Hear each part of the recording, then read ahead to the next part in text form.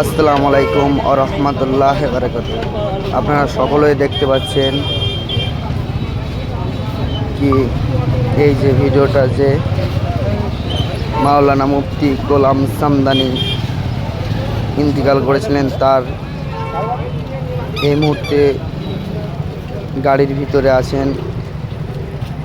সেই live AC গাড়ির ভিতরে থেকে ফটো করা হয়েছে, ভিডিও করা হয়েছে, আপনারা সকলেই দেখতে পাচ্ছেন। এখন বর্তমান টাইমে ইসলামপুরের বাড়িতে এইখানে জানাজা হওয়ার পরে লাশ নিয়ে 24 পরগনা বিদায় হয়ে যাবে। ওনার মাটি হবে 24 পরগনায় নিজের জন্মস্থানে। আপনারা সকলে ওনার ভিডিও দেখতে পাচ্ছেন। আপনাদেরকে চেষ্টা করলাম যতটুকু পারার দেখালাম। এখানে জানাজা ইসলামপুরে জানাজা হওয়ার পরে চলে যাবে নিজ বাসভবন, জন্মস্থান 24 পরগনায় তার